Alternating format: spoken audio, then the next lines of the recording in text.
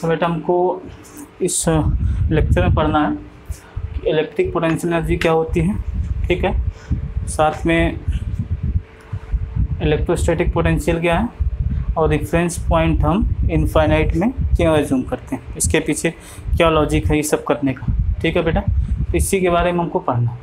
तो सबसे पहले change in electric potential energy हम पढ़ते हैं। तो वो क्या होती है, जब चेंज आपको मालूम चल जाएगा तो किसी पॉइंट पे हम कैसे डिफाइन करेंगे रेफरेंस पॉइंट को लेके, वो भी चीज़ें क्लियर हो जाएंगी, ठीक है। तो बेटा change in electric potential energy is what, it is nothing but minus of work done by electric field. ये लिखा है minus of work done by electric force या इलेक्ट्रिक फील्ड। यही किसके इक्वल होगा, work done by external force. ये external force electric field क्या है बेटा, देखो सपोज ये आपका पॉजिटिव चार्ज है, ठीक है। अब आप यहाँ कहीं से एक पॉजिटिव चार्ज लाना चाहते हो इसके क्लोज में, ये पॉइंट पी पे आप इसको लाना चाह रहे हो। इस पॉजिटिव चार्ज कैपिटल क्यू के रिस्पेक्ट में स्मॉल क्यू को आप यहाँ पे लाना चाह रहे हो। तो आप देखोगे कि जो इसमें इलेक्ट्रिक फील्ड होगा ये होगा इलेक्ट्रिक फील्ड, और जो एक्सटर्नल फोर्स लगेगा इसमें, एक्सटर्नल फोर्स आपको इधर लगाना पड़ेगा। क्यों, वो मैं एक्सप्लेन करता हूँ। तो बेटा ये मैंने इस चार्ज पे मैंने दो फोर्स आपको दिखाए, ठीक है।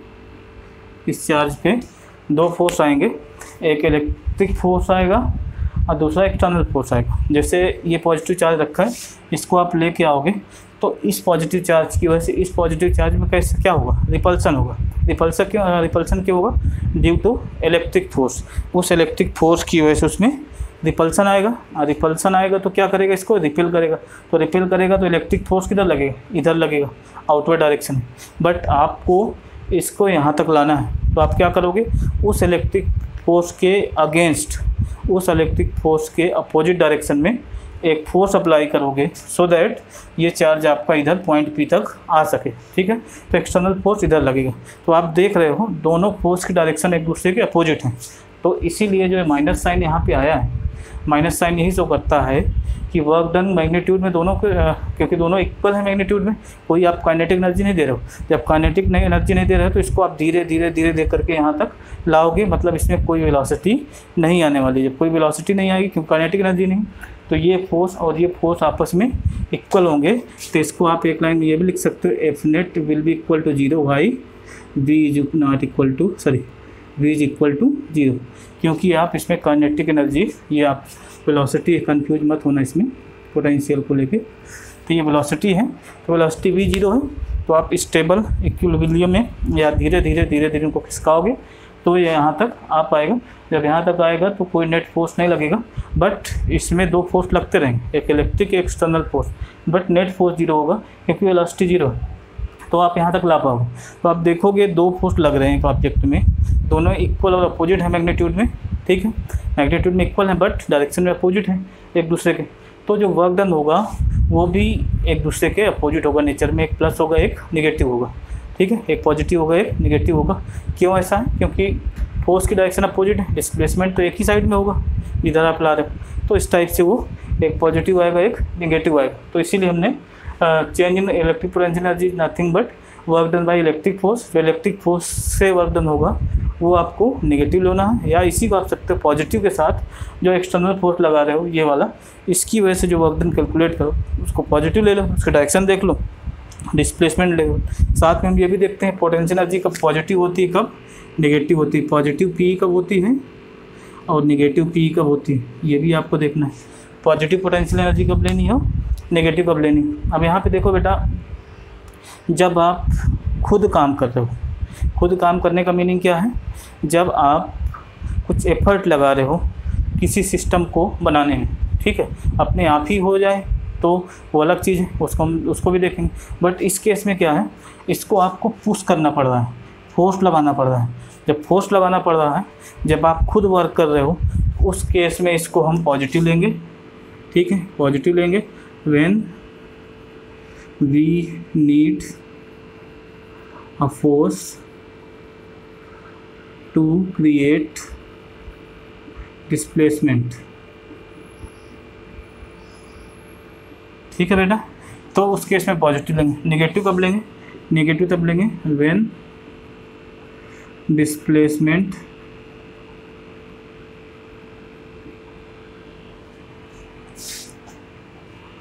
occurs without applying a force। बहुत इंपॉर्टेंट कॉन्सेप्ट है बेटा, क्योंकि कब पॉजिटिव लेना है कब नेगेटिव लेना पोटेंशियल एनर्जी, बहुत कन्फ्यूजन होता है बच्चों को। तो जब आप खुद पुश कर रहे हो, आपको फोर्स लगाना पड़ रहा है इसे रिपल्सन के अगेंस्ट, तो पॉजिटिव लेना है। अब सपोज यहाँ पे ये नेगेटिव चार्ज होता, तब क्या होता बेटा, नेगेटिव चार्ज होता, तब उस केस में ये अपने आप ही चल के यहाँ आ जाएगा। आपको बस उसके मूवमेंट को थोड़ा सा देखना है, मूवमेंट मतलब उसका अननेसेसरी ना हो, तो उसको आपको कंट्रोल करना है, अदरवाइज़ ये अपने आप ही धीरे धीरे करके यहाँ तक आ जाएगा। तो उस केस में आपको नेगेटिव लेना है, अदरवाइज़ आपको पॉजिटिव लेना है। ठीक है बेटा, तो ये कॉन्सेप्ट था इलेक्ट्रिक पोटेंशियल एनर्जी का। ठीक है, अब इलेक्ट्रिक पोटेंशियल क्या है, electric potential is nothing but potential energy per unit charge. Potential energy per unit charge मतलब इस स्मॉल क्यूब में जो इतना वर्क करना पड़ रहा है वो तो पोटेंशियल एनर्जी है। और पर यूनिट चार्ज क्या होगा, जब आप इसको Q = 1 रख लो, या सिंपली ये कर दो V = U/Q। आप ये कर दो कि वर्क डन या potential energy gain in per unit charge is known as electric potential. मतलब क्या करना है आपको, पोटेंशियल एनर्जी में आपको Q का डिवाइड कर देना, जिस चार्ज को आपको लाना है उसके मैग्नीट्यूड से आप डिवाइड कर दोगे तो आपको potential energy per unit charge मिल जाएगा। अब उसी को हम बोलते हैं इलेक्ट्रिक पोटेंशियल, इसको हम V से डिनोट करते हैं, और पोटेंशियल एनर्जी को बेटा हम U से, ठीक है, और चेंज को डेल्टा U से। ठीक है, सिमिलरली पोटेंशियल को हम V से और चेंज को डेल्टा V से डिनोट करते हैं। ठीक है, तो पोटेंशियल क्या है, basically work done in moving 1 unit charge in electric field is known as electric potential. इसके बाद हम रेफरेंस पॉइंट बेटा इसमें एक डेरिवेशन करेंगे, पोटेंशियल एनर्जी या electric potential due to a point charge. तो उसमें हम पढ़ेंगे कि हम ऑब्जेक्ट को इनफाइनाइट से ला रहे हैं, इनफाइनाइट से क्यों ला रहे हैं उसको हम देखें। तो उसका मीनिंग क्या है बेटा, बेसिकली हम जो भी क्वेश्चन अभी डेरिवेशन करने वाले हैं उसमें हम जो चार्ज को लाएंगे इनफाइनाइट से लाएंगे। इनफाइनाइट से क्यों लाते हैं, क्योंकि वहाँ पे पोटेंशियल एनर्जी 0 एज्यूम की जाती है। क्यों, क्योंकि वहाँ पे ये माना जाता है कि वहाँ का कोई भी इलेक्ट्रिक इफेक्ट नहीं है या कोई भी फोर्स वो फील नहीं कर रहा ड्यू टू इस चार्ज की वजह से। अगर इसको हम इनफाइनाइट में कर देंगे तो इस चार्ज की वजह से उसमें कोई भी इफेक्ट नहीं आएगा, फोर्स नहीं आएगा। कहाँ पे, इनफाइनाइट पे। जब इनफाइनाइट पे नहीं आएगा तो वहाँ पे हम इसको रेफरेंस पॉइंट मानते हैं, और रेफरेंस पॉइंट की वजह से उसको हम डिफाइन करते हैं कि potential energy at the reference point, इसको हम U इनफाइनाइट से भी शो करते हैं, is equal to 0। Potential energy at infinite it is 0 due to ineffectiveness of charge of the system. इस सिस्टम का चार्ज है वो वहाँ पे इनफाइनाइट पे कोई इफेक्ट नहीं डाल रहा, जिसकी वजह से हम उसको 0 लेके चलते हैं। ठीक है बेटा, तो ये बेसिक इसमें कॉन्सेप्ट है इनफाइनाइट का। इसके बाद हमें नेक्स्ट इसी में पढ़ना है how to calculate the potential energy at a point at a certain distance from a given charge. वहाँ पे आपको कैसे निकालना है। ठीक है बेटा, तो वो हम देखते हैं कैसे करना है। उसमें बेटा क्या करना है, बेसिकली इंटीग्रेशन ही करना है, तो उसको हम करते हैं। करने के बाद आपको समझ में आएंगी चीज़ें। ठीक है, इसमें बेटा आप देखोगे तो हमारा जो मेन मोटिव है कि वर्क डन कैसे हमको निकालना या पोटेंशियल एनर्जी हमको कैसे निकालनी। इसमें एक प्लस Q चार्ज है और यहाँ पे हम स्मॉल Q चार्ज को हम मूव कराने जा रहे हैं। ठीक है, तो ये इलेक्ट्रिक फील्ड में है इसमें, तो इनफाइनाइट वाला भी कॉन्सेप्ट इसमें हम लाएंगे, लेकिन उसके पहले हम इनफाइनाइट से पहले डेरिवेशन करते हैं। इसके बाद इनफाइनाइट हम लास्ट में इंसर्ट कराएंगे रेफरेंस पॉइंट को। तो बेसिकली हमारा जो मेन फाइनल मोटिव होगा पॉइंट P पे हमको एनर्जी निकालनी है। ठीक है, पॉइंट P पे। ठीक है, तो इसमें हम कर क्या रहे हैं बेटा कि इस स्मॉल चार्ज Q को पहले सपोज इन बिटवीन किसी भी पोजीशन किसी भी टाइम में R1 पोजीशन पे था यहाँ से, अब इसको हम R2 पोजीशन तक डिस्प्लेस कर रहे हैं। उस R1 से R2 में ले जाने में हमको कितना वर्क करना पड़ेगा पहले हम वो निकालेंगे, ठीक है। तो उसके लिए हमको क्या करना पड़ेगा, जैसे यहाँ पे दो फोर्स दिख रहे हैं, इलेक्ट्रिक और एक्सटर्नल। पहले हम एक्सटर्नल इलेक्ट्रिक की वजह से निकालेंगे। फर्स्ट हम जो कैलकुलेट करेंगे इलेक्ट्रिक फोर्स की वजह से निकालेंगे, उसके बेस पे हम पोटेंशियल एनर्जी डिफाइन करेंगे, ठीक है। तो इलेक्ट्रिक फोर्स आप पहले वर्क डन निकालो, work done due to electric force, तो डब्ल्यू ड्यू टू इलेक्ट्रिक, ठीक है। DW आप निकालो, DW क्या होगा, हम कोई बीच की पोजीशन ले रहे हैं, ठीक है बेटा, बीच की पोजीशन बेटर होगा, इसको आप R लो, मैंने X लिया था, इसको R लो, ये हो जाएगा R प्लस dr, जैसे कि हमने इसके पहले लेक्चर्स में मैंने dr हम क्यों लेते हैं, dx क्यों लेते हैं, मैं इसको एक्सप्लेन कर चुका हूँ, ठीक है। तो किसी R1 और R2 के बीच में किसी मिड पॉइंट पे या किसी इन बिटवीन R1 और R2 के बीच में हमने कोई पॉइंट R लिया, ठीक है, ये कोई पॉइंट R लिया, ठीक है। इस पॉइंट पे R पे हमने स्मॉल डिस्प्लेसमेंट दिया, कितना, dr के, उसमें कितना वर्क करना पड़ेगा ड्यू टू इलेक्ट्रिक फोर्स। अगर आप देखोगे इलेक्ट्रिक फोर्स इधर है, डिस्प्लेसमेंट भी इधर है, दोनों एक साथ एक ही डायरेक्शन में, तो हम पॉजिटिव लेंगे दोनों को, तो क्या हो जाएगा F electric into dr। F electric कितना होगा बेटा, K capital Q small q अपान R स्क्वायर इंटू dr। तो ये जो आया बेटा, ये DW आया इलेक्ट्रिक की वजह से।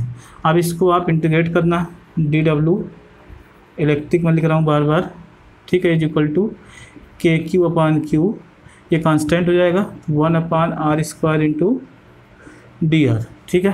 अब आपको कहाँ से कहाँ तक मूव कराना है, R1 से लेके R2 तक। इनिशियल पोजीशन क्या है R1 और फाइनल पोजीशन क्या है R2। तो ये जो W, ये तो फाइनल हो जाएगा W इलेक्ट्रिक, ठीक है, is equal to KQ upon, इसका लिमिट हो जाएगा R1 to R2 dr upon R square, ठीक है बेटा।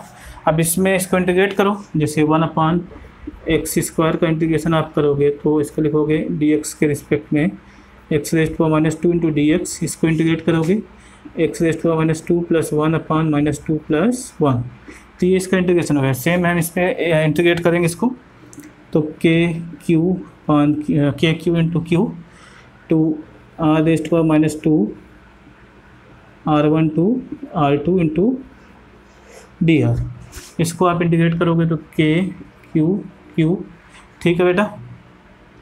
ये R raise to minus 2 plus 1 upon minus 2 plus 1 R1 to R2, इसको आप सिंप्लीफाई करो तो ये माइनस 2 प्लस 1 माइनस 1, ये बाहर आ जाएगा, तो माइनस क्यू, ठीक है बेटा।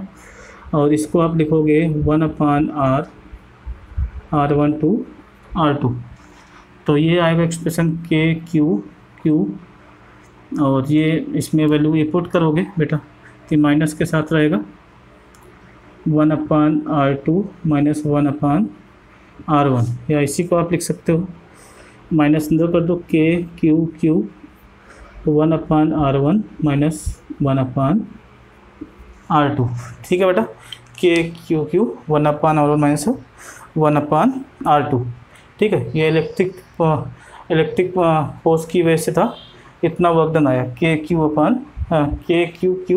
1 अपान R1 माइनस 1 अपान R2, ये वाला जो माइनस था इसको हमने अंदर इंसर्ट करा दिया, ठीक है बेटा। ये वाला माइनस के अंदर गया, तो ये something like this 1 upon R1 minus 1 upon R2, ठीक है। तो ये इसका एक्सप्रेशन आएगा। अब इसी को आपको पोटेंशियल एनर्जी के फॉर्म में लिखना है। पोटेंशियल एनर्जी के फॉर्म में लिखो, देखो कैसे आएगा ये। तो ये आया बेटा इलेक्ट्रिक फोर्स की वजह से कितना वर्क डन हुआ, ठीक है। तो अगर आप इसके पहले जो मैंने डिस्कस किया था, पोटेंशियल एनर्जी क्या है, change in potential energy, delta U क्या है, delta U is nothing but minus of W electric. W electric की वजह से या इलेक्ट्रिक फोर्स की वजह से होगा, उसको माइनस करेंगे, तो इसमें आप लिखोगे तो डेल्टा यू नथिंग बट, इसमें माइनस आ जाएगा, तो माइनस क्यू अपान 1 अपान R1 माइनस 1 अपान R2, ठीक है बेटा। अब इसको हम माइनस करेंगे, अंदर मल्टीप्लाई करेंगे, तो K Q Q upon 1/R2 minus 1/R1। तो ये एक्सप्रेशन आया जब आपने इसमें माइनस मल्टीप्लाई कर दिया, तो ये डेल्टा यू आया। अब इसी को बेटा हम किसी पॉइंट पे पोटेंशियल एनर्जी के फॉर्म में कैसे रिप्रेजेंट करेंगे वो आपको देखना है। देख लो, इसको मैं ऊपर का रब कर दे रहा हूँ, ठीक है।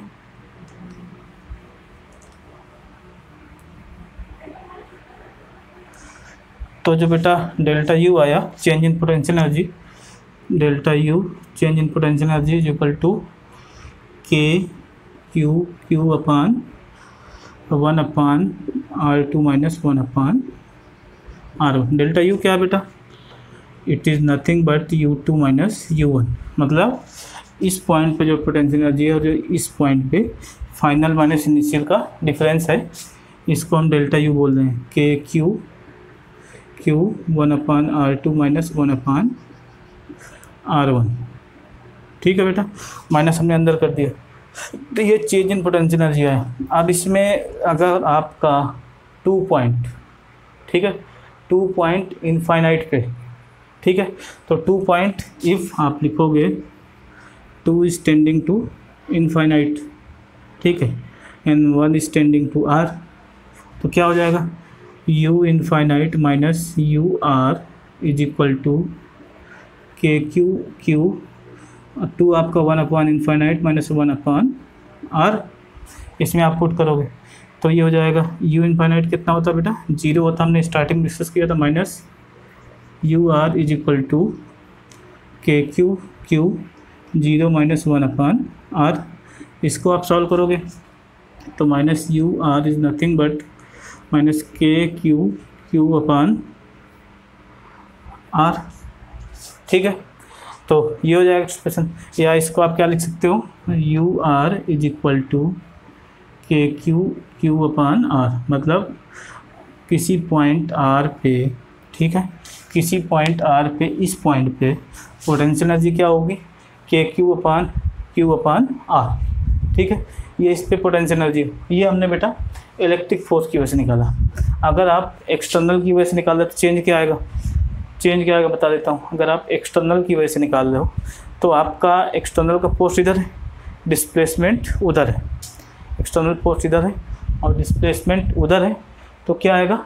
जो आपने स्टार्टिंग किया था डेरिवेशन में, जब आप DW निकाला था work done, force into displacement, उस केस में आपने फोर्स, इलेक्ट्रिक फोर्स और डिस्प्लेसमेंट दोनों सेम डायरेक्शन थे, आपने पॉजिटिव ले लिया था। बट जब आप एक्सटर्नल की बात करोगे, एक्सटर्नल इधर है, डिस्प्लेसमेंट उधर हो रहा है, तो वो वहाँ पे स्टार्टिंग में ही नेगेटिव आ जाएगा।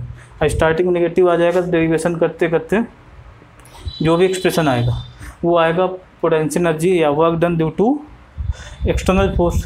जब आप पोटेंशियल एनर्जी में कन्वर्ट करोगे तो वहाँ पे क्या कॉन्सेप्ट लगाओगे? Delta U is equal to W external is equal to क्या था? Minus W electric. ये कॉन्सेप्ट था कि जो एक्सटर्नल फोर्स की वजह से वर्क डन आएगा वो इक्वल हो जाएगा, और जो इलेक्ट्रिक की वजह से वर्क डन आएगा, जैसे इसमें हमने माइनस लगाया था, ये चीज़ ये हमने माइनस लगाई थी, उसमें आप डायरेक्ट इसको पुट कर दोगे। ठीक है, पुट करोगे तो रिजल्ट यही आएगा, चाहे एक्सटर्नल की वजह से निकालो चाहे इलेक्ट्रिक की वजह से निकालो, दोनों केस में रिजल्ट यही आएगा। तो बेटा ये क्या था? Potential energy due two point charge at a distance of R। तो मुझे लगता है ये क्लियर हो गया होगा। अब फिर आपको कोई डाउट है तो उसमें आप कमेंट सेक्शन में आप मुझे कमेंट कर सकते हो। तो ये इसका बेटा था। अब इसी के आगे हमको, मैं उसको नहीं कर रहा हूँ, एक्सटर्नल की वजह से नहीं कर रहा हूँ, क्योंकि लेक्चर बहुत लंबा खिंच जाएगा, उसको आपको ट्राई करो। नहीं होता तो आप कमेंट करो, मैं उसको उस पर करके आपको एक वीडियो अपलोड कर दूँगा, डाल दूँगा। ठीक है, तो वो हो जाएगा। अब आपको नेक्स्ट पढ़ना है इलेक्ट्रिक पोटेंशियल। इलेक्ट्रिक पोटेंशियल क्या है, उसका क्या मैग्नीट्यूड होगा वो देख लो। ठीक है बेटा, इसको नोट कर लो।